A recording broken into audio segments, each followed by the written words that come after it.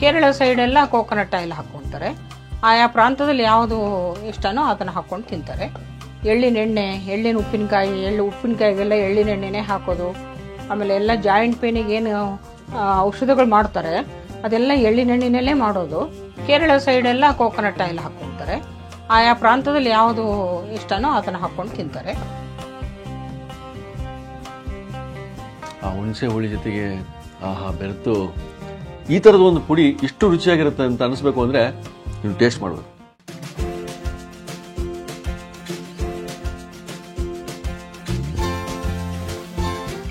ನಮಸ್ಕಾರ ವೀಕ್ಷಕ ಬಂಧುಗಳೇ, ಪುಡಿಗಳ ಸರಣಿಯಲ್ಲಿ ಇವತ್ತು ಯಾವ ಪುಡಿ, ಬನ್ನಿ ಒಳಗಡೆ ಟೈಮ್ ವೇಸ್ಟ್ ಮಾಡೋದೇ ಬೇಡ. ಅದ್ಭುತವಾಗಿ ಇನ್ನೊಂದು ಪುಡಿಯನ್ನು ಅಮ್ಮ ಮಾಡಿ ತೋರಿಸಿದರೆ ಈ ಎಪಿಸೋಡು ಯಾವ ಪುಡಿ ಅಂತ ಅವ್ರನ್ನ ಕೇಳ್ಬಿಡೋಣ.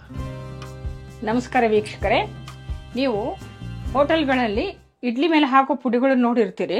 ಹಲವಾರು ಪುಡಿಗಳನ್ನ ಹಾಕ್ತಾ ಇರ್ತಾರೆ. ಪ್ರತಿಯೊಂದು ಇಡ್ಲಿಗೂ ಒಂದೊಂದು ಥರದ ಇಡ್ಲಿ ಪುಡಿಗಳು ಹಾಕಿರ್ತಾರೆ. ಅದ್ರ ಮೇಲೆ ತುಪ್ಪನೋ ಎಣ್ಣೆನೋ ಹಾಕಿ ಕೊಡ್ತಾರೆ. ಇಷ್ಟು ರುಚಿಯಾಗಿರುತ್ತೆ. ಅಂಥ ಒಂದು ಇಡ್ಲಿ ಪುಡಿಯಲ್ಲಿ ನಾನು ಒಂದು ಅದ್ಭುತವಾದ ಒಂದು ಇಡ್ಲಿ ಪುಡಿ ತೋರಿಸ್ತಾ ಇದ್ದೀನಿ ನಿಮಗೆ. ಅದು ಯಾವುದಂದರೆ ಎಳ್ಳು ಪುಡಿಯನ್ನು ಮಾಡಿ ತೋರಿಸ್ತಾ ಇದ್ದೀನಿ ನಿಮಗೆ. ಇದು ಕರಿ ಎಳ್ಳಿನ ಪುಡಿ. ಇದು ತುಂಬಾ ರುಚಿಯಾಗಿರುತ್ತೆ ಮತ್ತು ಹೆಲ್ದಿಯಾಗಿರುತ್ತೆ. ಎಳ್ಳಿನಲ್ಲಿ ಬಹಳ ವಿಟಮಿನ್ಸ್ಗಳು ಇರ್ತವಲ್ಲ, ಇದು ಆರೋಗ್ಯಕ್ಕೆ ತುಂಬಾ ಒಳ್ಳೆಯದು. ಜಾಯಿಂಟ್ ಪೇನ್ಗಂತೂ ತುಂಬಾ ಒಳ್ಳೆಯದು ಇದು. ಇದಕ್ಕೆ ಯಾವ ಇಂಗ್ರೀಡಿಯೆಂಟ್ಸ್ ಬೇಕಂದ್ರೆ, ಮೊದಲನೇದಾದ ಎಳ್ಳು, ಈ ಕರಿ ಎಳ್ಳು. ಇದು ಅದಾದ್ಮೇಲೆ ಕಡಲೆಬೇಳೆ, ಉದ್ದಿನಬೇಳೆ, ಕರಿಬೇವು, ಜೀರಿಗೆ, ಬೆಳ್ಳುಳ್ಳಿ, ಹುಣಸೆಹಣ್ಣು ಮತ್ತು ಬೆಲ್ಲ, ಎಣ್ಣೆ, ಉಪ್ಪು, ಒಣಮೆಣಸಿನ್ಕಾಯಿ, ಇಂಗು. ಇವನ್ನೆಲ್ಲ ನಾವು ಹುರ್ಕೊಂಡು ಪುಡಿ ಮಾಡಬೇಕು. ಈಗ ಬಾಣಲಿ ಬಿಸಿಯಾಗಿದೆ. ಈಗ ನಾವು ಎಳ್ಳು ಹುರ್ಕೊಳ್ಳೋಣ. ಇದು ಒಂದು ಕಪ್ ಹಾಕ್ಕೊಂಡಿದ್ದೀನಿ ನಾನು ಎಳ್ಳು. ಇದು ಚಟ್ ಅಂತ ಹಳ್ಳಾಗೋವರೆಗೂ ನಾವು ಹುರಿಬೇಕು ಇದನ್ನು. ಎಳ್ಳಿನ ಎಣ್ಣೆ, ಎಳ್ಳಿನ ಉಪ್ಪಿನಕಾಯಿ, ಉಪ್ಪಿನಕಾಯಿಗೆಲ್ಲ ಎಳ್ಳಿನ ಎಣ್ಣೆನೇ ಹಾಕೋದು. ಆಮೇಲೆ ಎಲ್ಲ ಜಾಯಿಂಟ್ ಪೇನಿಗೆ ಏನು ಔಷಧಗಳು ಮಾಡ್ತಾರೆ ಅದೆಲ್ಲ ಎಳ್ಳಿನ ಎಣ್ಣೆನಲ್ಲೇ ಮಾಡೋದು. ಅದಕ್ಕಾಗಿ ಭಾಳ ಉಪಯುಕ್ತವಾದ ಇದು ಒಂದು ಬೀಜ ಅನ್ಬೋದು ಇದಕ್ಕೆ, ಎಳ್ಳಿನ ಬೀಜ. ಈಗ ಈ ಎಳ್ಳು ಇದಾಗಿದೆ, ತೆಗಿಯೋಣ. ಈಗ ಇದು 2 ಸ್ಪೂನ್ ಕಡಲೆಬೇಳೆ, ಇವನ್ನ ಹುರ್ಕೋಣ. ಯಾವುದೇ ನಾವು ಚಟ್ನಿಗಳು ಮಾಡಿದ್ರೆ ಉದ್ದಿನಬೇಳೆ ಕಡಲೆಬೇಳೆ ಹಾಕಿದರೆ ಅದು ಒಂಥರ ಘಮ್ಮನ ಪರಿಮಳ ಬರುತ್ತೆ. ಅದಕ್ಕಾಗಿ ಇವನ್ನ ಹಾಕದ ಮಾಡೋದೇ ಇಲ್ಲ ಹೆಚ್ಚಾಗಿ. ಈಗ ಕೆಂಪಾಯ್ತಿದ್ದು ನಾವೇ ತೆಗೆದ್ಬಿಡೋಣ. ಈಗ ಕೆಂಪಾದವು, ಈಗ ತೆಗೆದ್ಬಿಡೋಣ. ಈಗ ಉದ್ದಿನಬೇಳೆ ಹಾಕೋಣ. ಇದು 2 ಸ್ಪೂನ್ ಇರುತ್ತೆ, ಟೇಬಲ್ ಸ್ಪೂನು.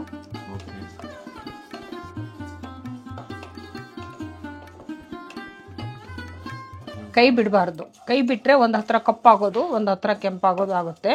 ಅದು ಕೆಂಪು ಹೊಂಬಣ್ಣಕ್ಕೆ ಬರೋವರೆಗೂ ನಾವು ಕೈ ಆಡಿಸ್ತಾ ಇರಬೇಕು. ಈಗ ಹೊಂಬಣ್ಣಕ್ಕೆ ಬರ್ತಾ ಇದೆ, ತೆಗಿತಾ ಇದ್ದೀನಿ.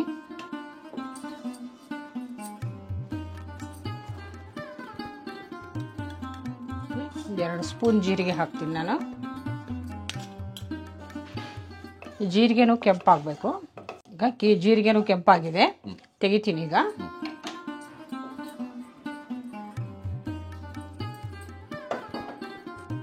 ಒಂಚೂರು ಹುಣಸೆಹಣ್ಣನ್ನು ನಾವು ಹುರ್ಕೋಬೇಕು. ತೇವಾಂಶ ಹೋಗೋವರೆಗೂ ಹುರ್ಕೋಬೇಕು. ಈಗ ಸ್ವಲ್ಪ ಎಣ್ಣೆ ಹಾಕ್ಕೋಬೇಕು ನಾವು. ಒಂದು ಅರ್ಧ ಚಮಚ. ಈಗ ಮೆಣಸಿನ್ಕಾಯಿಗೆ ಸ್ವಲ್ಪ ಎಣ್ಣೆ ಹಾಕಿದರೆ ಬೇಗ ಗರಿ ಗರಿ ಆಗುತ್ತೆ. ನಾವು 4-5 ಮೆಣಸಿನ್ಕಾಯಿ ಹಾಕೊಂಡಿದ್ದೀವಿ ಅಷ್ಟೇ ಸರಿ. ಅಷ್ಟೇ ಸಾಕು. ಬ್ಯಾಡಗಿ ಮೆಣಸಿನ್ಕಾಯಿ. ಈಗ ಮೆಣಸಿನ್ಕಾಯಿ ಕೆಂಪಾಗಿದೆ, ಈಗ ತೆಗೆದು ಬಿಡೋಣ. ನೀವು ನಿಮ್ಗೆ ಖಾರ ಎಷ್ಟು ಬೇಕೋ ಅಷ್ಟು ನೋಡ್ಕೊಂಡು ಹಾಕೊಳ್ಳಿ. ಈಗ ಒಂದು ಹಿಡಿ ಕರಿಬೇವು ಹಾಕೋಣ.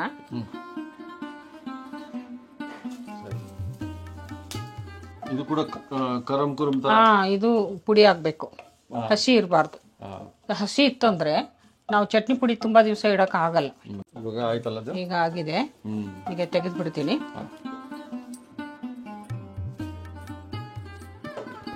ಈಗ ಬೆಳ್ಳುಳ್ಳಿ ಹಾಕ್ತೀವಿ. ಇದು 2-3 ಸ್ಪೂನ್ ಆಗುತ್ತೆ ಬೆಳ್ಳುಳ್ಳಿ. ಈ ಬೆಳ್ಳುಳ್ಳಿದೇ ಘಮ ಜಾಸ್ತಿ. ಅದರಿಂದ ಇದು ಇಡ್ಲಿಗಳ ಮೇಲೆ ಹಾಕಿದರೆ ಎಣ್ಣೆ ಹಾಕ್ಕೊಂಡು ತಿಂದರೆ ತುಂಬ ಚೆನ್ನಾಗಿರುತ್ತೆ ಇದು. ಇದು ತಮಿಳ್ನಾಡಿನಲ್ಲಿ ತುಂಬ ಉಪಯೋಗಿಸ್ತಾರೆ. ಎಲ್ಲ ಆ ಕಡೆ ಎಲ್ಲ ಈ ಚಟ್ನಿ ಪುಡಿಗಳು ಮಾಡೋದು ಜಾಸ್ತಿ. ನಾವು ಹೋಟೆಲ್ಗಳಿಗೂ ಹೋದರೆ 4 ಥರದ ಚಟ್ನಿಗಳು ಇಟ್ಬಿಟ್ಟಿರ್ತಾರೆ ಇಡ್ಲಿಗೆ ಹಾಕೊಳ್ಳೋಕ್ಕೆ. ಪ್ರತಿಯೊಂದು ಇಡ್ಲಿ ಮೇಲೆ ಹಾಕಿ ಅದ್ರ ಮೇಲೆ ಎಣ್ಣೆ ಹಾಕ್ತಾರೆ. ಎಣ್ಣೆ ಹಾಕಿದ್ರೇ ಇದ್ರ ಮೇಲೆ ಇದ್ರದ್ದು ರುಚಿ ಗೊತ್ತಾಗೋದು. ತಮಿಳ್ನಾಡಿನಲ್ಲಿ ಇದಕ್ಕೆ ಎಳ್ಳೆಣ್ಣೆ ಜಾಸ್ತಿ ಉಪಯೋಗಿಸ್ತಾರೆ. ಇಡ್ಲಿಗಳ ಮೇಲೆಲ್ಲ ಹಾಕ್ಕೊಳ್ತಾರೆ. ಕೇರಳ ಸೈಡೆಲ್ಲ ಕೋಕೋನಟ್ ಆಯಿಲ್ ಹಾಕ್ಕೊಳ್ತಾರೆ. ಆಯಾ ಪ್ರಾಂತದಲ್ಲಿ ಯಾವುದು ಇಷ್ಟನೋ ಅದನ್ನು ಹಾಕ್ಕೊಂಡು ತಿಂತಾರೆ. ಈಗ ಬೆಳ್ಳುಳ್ಳಿ ಈಗ ಬಾಡಿದವೆ, ಈ ಥರ ಬಾಡಿಸ್ಕೋಬೇಕು. ಈಗ ತೆಗಿತೀನಿ.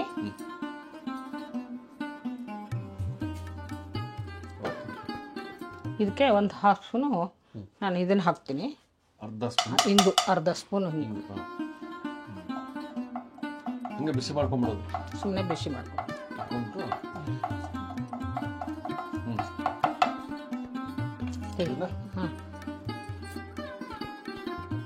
ಹುಣಸೆಹಣ್ಣು ಹಾಕಿದಕ್ಕೆ ನಾವು ಒಂದು ಸ್ವಲ್ಪ ಬೆಲ್ಲ ಹಾಕ್ಕೋಬೇಕಿದೆ. ಇದು ಸ್ವಲ್ಪ ಆರಿಸ್ಬೇಕು. ನಾವು ತಣ್ಣಗಾದ್ಮೇಲೆ ಇದ್ರ ಅಳತೆಗೆ ಉಪ್ಪು ಹಾಕ್ಕೋಬೇಕು. ಇದು ರುಚಿ ನೋಡಿ ಹಾಕ್ಕೊಳ್ಳಿ, ನಿಮ್ಗೆ ಎಷ್ಟು ಬೇಕೋ ಅಷ್ಟು. ಇದನ್ನ ಈಗ ಮಿಕ್ಸಿ ಮಾಡ್ಬೇಕು. ಈಗ ಎಳ್ಳಿನ ಪುಡಿ ರೆಡಿಯಾಗಿದೆ. ಈ ಹದಕ್ಕಿರಬೇಕು. ಇದು ಜಾಸ್ತಿ ಹಿಟ್ಟು ಮಾಡ್ಕೋಬಾರ್ದು.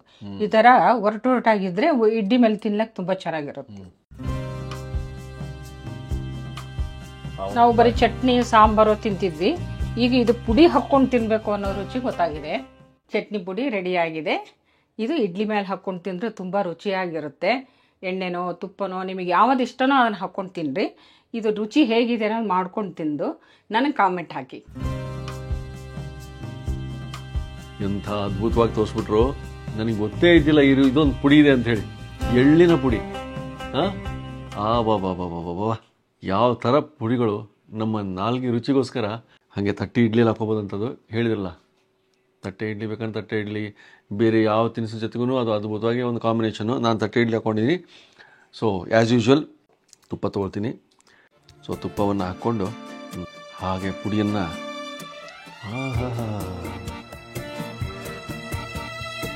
ತಟ್ಟೆ ಇಡ್ಲಿ ಒಟ್ಟಿಗೆ ಅದ್ಭುತವಾಗಿ ಯಾವುದೇ ಥರದ್ದು ಇಡ್ಲಿ ಒಟ್ಟಿಗೆ ಓಕೆ. ಬಟ್ ನಾವು ತಟ್ಟೆ ಇಡ್ಲಿ ತೊಗೊಂಡಿದ್ದೀನಿ. ಸೊ ಒಂದು ತುತ್ತನ್ನು ತಟ್ಟೆ ಇಡ್ಲಿ ಒಟ್ಟಿಗೆ ನಮ್ಮ ಎಳ್ಳಿನ ಪುಡಿ.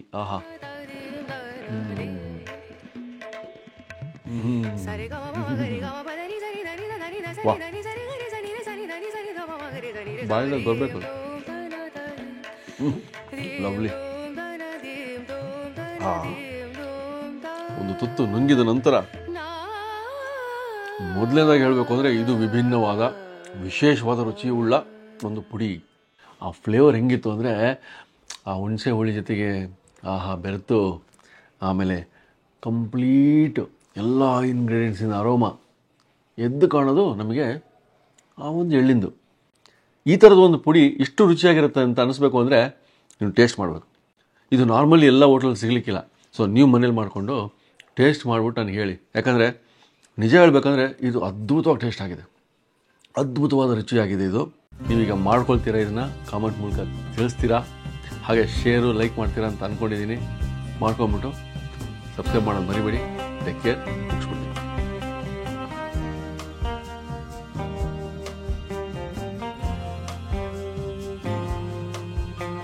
ಇನ್ನೂ ಅನೇಕ ಸ್ವಾದಿಷ್ಟ ರೆಸಿಪಿಗಳಿಗಾಗಿ ಸಬ್ಸ್ಕ್ರೈಬ್ ಮಾಡುವುದನ್ನು ಮರೆಯಬೇಡಿ.